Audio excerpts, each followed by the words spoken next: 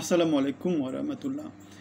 বাংলাদেশ জাতীয়তাবাদী দলের পক্ষ থেকে গত 14, 18 এবং 24 সালের যে নির্বাচনগুলো বাংলাদেশে হয়েছে, যেগুলো দিনের ভোট, রাতের ভোট, আমির ভোট, যেগুলো তত্ত্বাবধায়কের অধীনে হয়নি, যেগুলোতে আমাদের নির্বাচন কমিশনের যারা লোকজন ছিল, সচিব যারা ছিল, পুলিশ প্রধান বা সামরিক বাহিনী প্রধান, তারা সবাই মোটামুটি এই কাজে সরকারকে বাংলাদেশের বিরুদ্ধে দাঁড়িয়ে, বাংলাদেশের জনমানুষের বিপক্ষে দাঁড়িয়ে হাজার হাজার কোটি টাকার ক্ষতি বাংলাদেশের জনগোষ্ঠীকে সাধন করেছে। সুতরাং এদের বিরুদ্ধে বাংলাদেশ জাতীয়তাবাদী দল আজকে মামলা করবে, এদেরকে আইনের আওতায় আনার চেষ্টা করা হবে।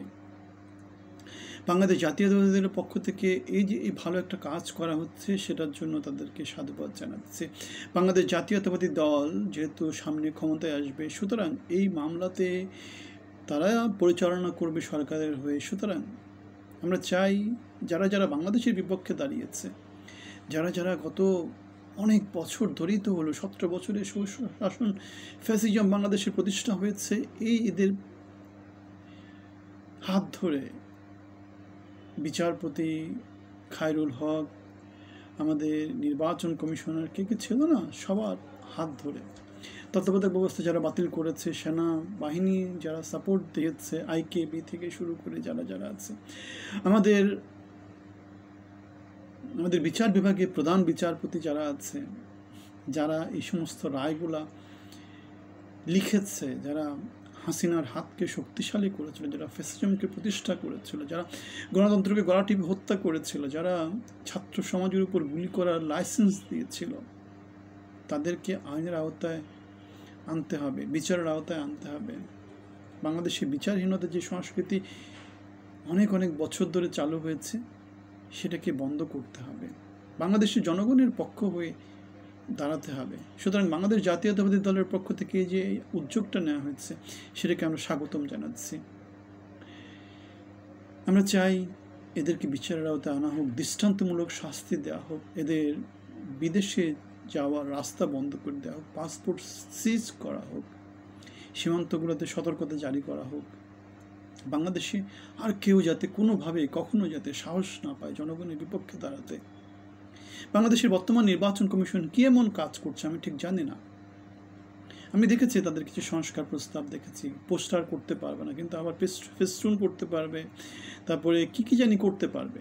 কেন সরকারের পক্ষ থেকে একটা ইউনিফর্ম স্ট্যান্ডার্ড প্রচারণা চালানো যায় না? কাজ করার সামর্থ্য এরা কারা? এরা সব গণ্ড মুখ্য অপদার্থ লোকজন বাংলাদেশের শাসন ব্যবস্থা পরিচালনা করছে, বাংলাদেশের নির্বাচনী ব্যবস্থা পরিচালনা করছে, বাংলাদেশের বিচার ব্যবস্থা পরিচালনা করছে, বাংলাদেশের কমিশনগুলো পরিচালনা করছে। বর্তমান সরকারের যারা উপদেষ্টা পরিষদ, তারা কি কাজ করছে, গঠনমূলক কি কাজ সামনে আসছে? সবার জন্য যদি সমান প্লেগ্রাউন্ড তৈরি করতে হয়, সেটা সরকারের পক্ষ থেকেই প্রচারটা করতে হবে, নির্বাচন কমিশনের পক্ষ থেকে প্রচারটা করে দিতে হবে। এর বাইরে কেউ কোনো কাজ করতে পারবে না। প্রচারণা যা কিছু করার সেটা সরকারের পক্ষ থেকেই হবে। যদি আনফেয়ার অ্যাডভান্টেজ কেউ পায়, এমনিতেই রাজনৈতিক দলের যারা নির্বাচনে প্রার্থী হবে, তারা আনফেয়ার অ্যাডভান্টেজ পাবে। সেখানে একজন নিরপেক্ষ লোক, একজন তেমন করে জনসমর্থনহীন কোনো দলের যদি প্রার্থী হয়, তার পক্ষে রাজনীতিতে টিকে থাকা, তার পক্ষে নির্বাচনে বিজয়ী আসা সম্ভব না। সুতরাং আমাদের নির্বাচন কমিশন থেকে যদি সবার জন্য সমান প্লেগ্রাউন্ড তৈরি করে দেওয়া না হয়, সেখানে যদি যোগ্যদেরকে অন্য যারা অযোগ্য প্রার্থী আছে দলগতভাবে সাপোর্ট নিয়ে যারা আবার ডমিনেট করবে, তাদের সমপক্ষ যদি তৈরি করে দেওয়া না হয়, তারা বাংলাদেশের নির্বাচনের মাঠে যে আনফেয়ার অ্যাডভান্টেজটা তারা পাবে, গণতন্ত্রকে গলা টিপে হত্যা করার যে ব্যবস্থা অলরেডি আমাদের সিস্টেমের মধ্যে এক্সিস্টিং আছে, সেটার বিরুদ্ধে গিয়ে দাঁড়ানোর মতো শক্তি বাংলাদেশে নাই। সেজন্য আমাদের দাবি থাকবে, এনসিপির পক্ষ থেকে যে দাবিটা করা হচ্ছে, নির্বাচন কমিশন সংস্কার করা হোক, নির্বাচন কমিশনের পক্ষ থেকে সমান প্লেগ্রাউন্ড তৈরি করার জন্য যুক্তিযুক্ত সংস্কারগুলোকে নির্বাচনী আচরণবিধিতে ইনক্লুড করা হোক, তাদের এ ধরনের